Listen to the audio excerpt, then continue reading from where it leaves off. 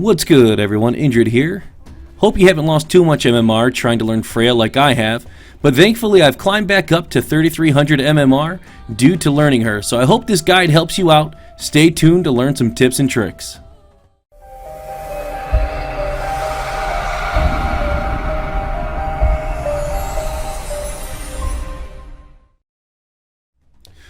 Alright, so as you guys know, if you've watched any of my other videos, I don't love just reading through the skills for you. So I'm just going to tell you a little bit of their interaction. So her M1 is a melee, does 10 damage, but it does an additional 2 damage anytime that you get static on top of it. And so we need to find out how to get static onto people. And so most of her other skills have some type of way of doing it, and I'll be sure to highlight that as I go in. But what you want to do is when you do have static on, you got to remember that you're going to be doing likely a lot more damage than the person you're facing, because you attack fast, those static charges give you the extra damage, and so you're going to want to do a little bit of M1 trading when you can. However, a lot of her other skills have interesting interactions with static, so you want to be sure on when you want to use M1 trading versus using the effect of the other skills. So I'm going to take a look here now at her M2, which is Storm Mace. And so Storm Mace is a pretty long projectile that when it hits somebody, it will give them static. Also, if you hit somebody that has static on them, they will get pushed pretty significantly and incapacitated. So as you see, they get pushed back a little bit, but this time they get pushed way back and then they get an incapacitate. And so you're going to want to, again, be mindful of how you're using your M2 or the Storm Mace, because it can inflict incapacitate. And don't forget, incapacitate breaks on damage, so make sure you don't just rush onto that person's face and hit them. You're going to want to try to set up some type of combo or ignore them and go to one of the other players on the field or in the arena to try to do damage.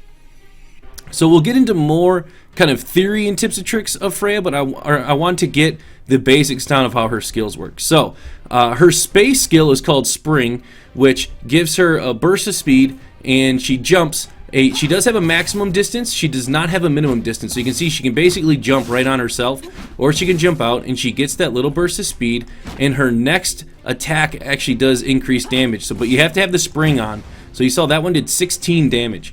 And so again, that would be 16 if they had the static on. That'd be an 18 damage melee, which can be pretty significant. So you're going to want to pay attention to that. Now the thing with the space is it does make her airborne and allows you to dodge some projectiles. It makes you invulnerable basically, so you can dodge beams, etc. But that's a very strong skill. You're going to need to use that to dodge, to close gaps, and to avoid damage. It's very important. So her Q, which is Electric Shield, it negates an attack, it pulls people towards you a little bit, and it puts static on the person. And of course he's got to wait for this to spawn, sorry. So once this respawns, I'll show you here. So it pulls them in and it puts static on them. So, and it also gives you a small shield. And again, there's going to be some things with the Battlerites and her combos, etc., for ways to set things up. We'll get into that later, but her Q is really important to mitigate damage and to pull people in, because basically her space and her Q are her only ways of quote-unquote chasing. You use the Q to pull them into you, so you're not exactly chasing, but it's your gap closer. So you want to make sure that you're hitting your Q, because you're going to negate damage and you're going to help gap close. So make sure not to waste that. Her E is Thunderclap, which she jumps up into the air a little bit and smashes the ground, and as you saw here, actually pushes people back a little bit.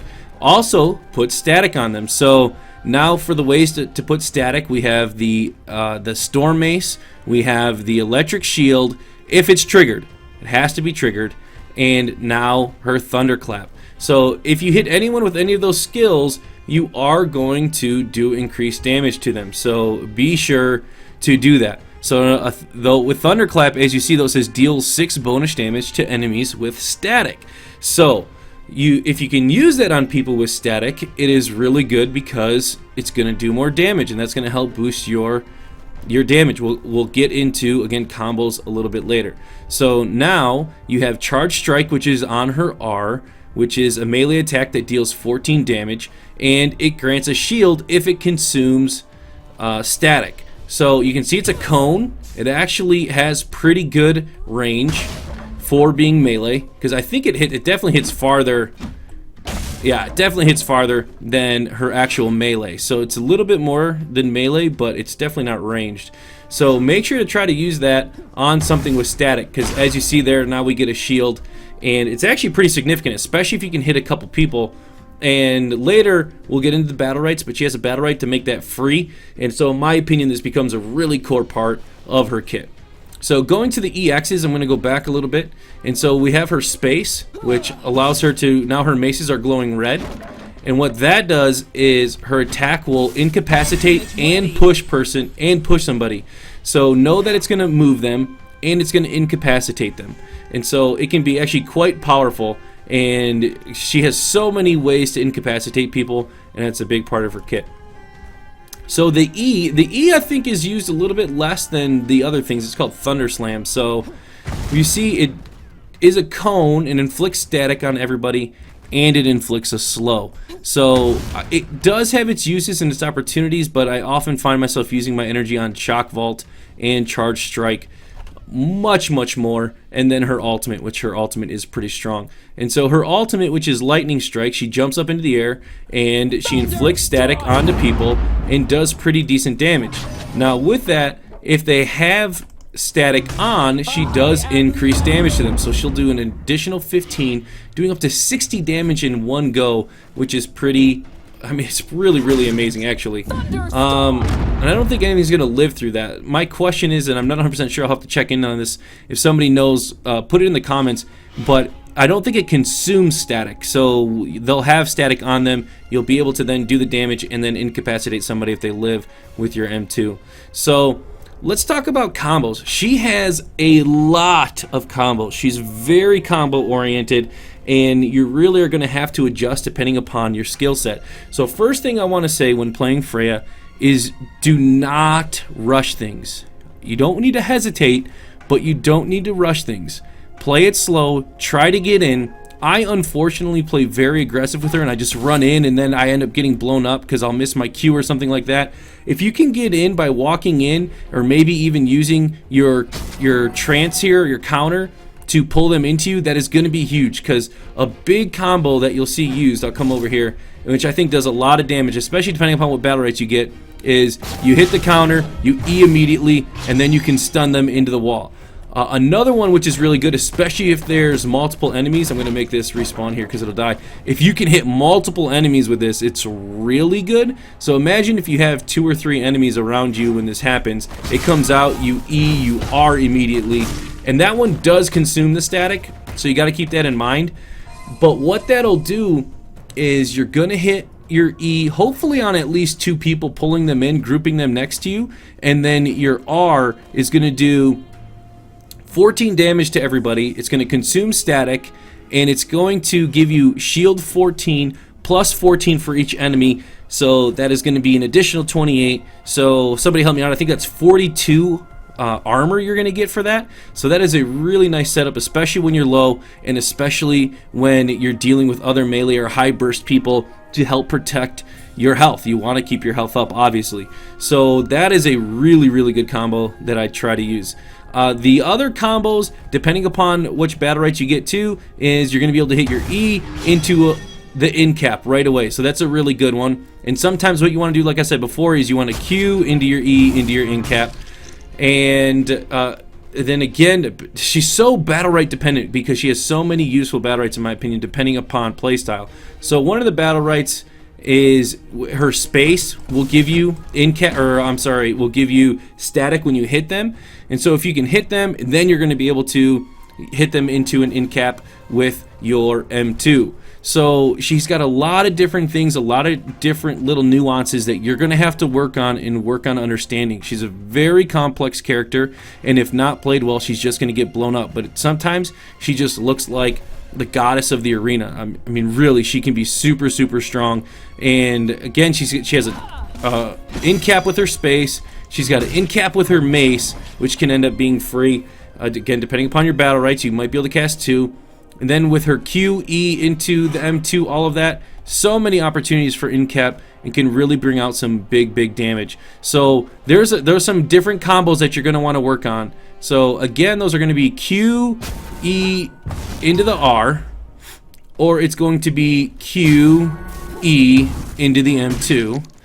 And then depending upon battle rights, it could be M2, M2, or space melee into M2. So that's going to be how you're doing some of your burst damage, and it's going to be how you're doing some of your combos. Another thing too is, yes, you can sometimes just blind ult people, or maybe they don't have their escape, but one thing you want to try to do is, if you can, in-cap a person and then ult them, especially in your one-on-ones towards the end of the round, because they're going to be saving their space for the ult if they know you have an ult. So try to ult in-cap targets to guarantee that you hit that big damage, if at all possible.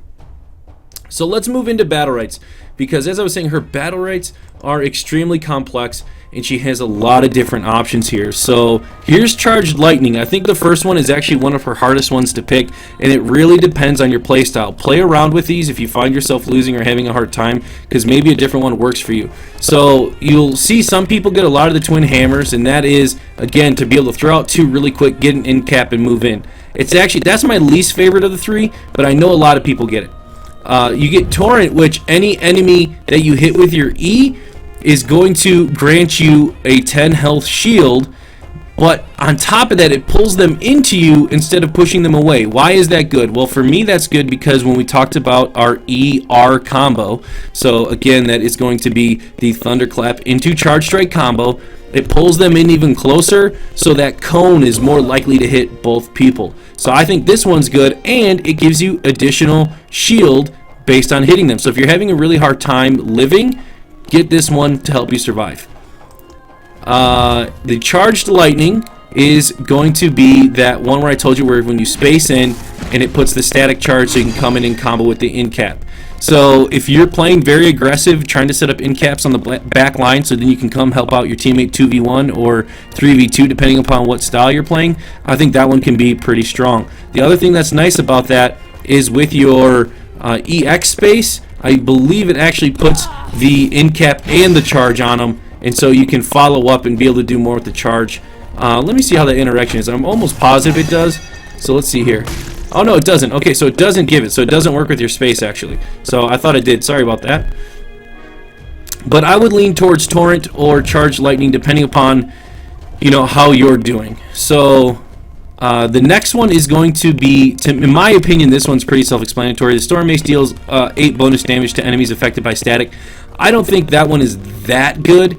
Yeah, I don't know. It's just not big for me. I wouldn't use that one. What I would do is I really like Overcharge, which triggering Electric Shield, inflicts static on nearby enemies, and applies a health shield. So again, this is going to let you survive. Plus, it actually gives it to your allies. So it helps your allies do more damage, or I'm sorry, take less damage. So I think that one's really good. So then Thunderclap reduces cooldown of Storm Mace, and this one can be okay, but if you're getting the double mace, you definitely don't need this one. And I actually think that the mace comes up pretty quick in your cooldown cycle as you're playing. So I would say Overcharge is basically always the pick.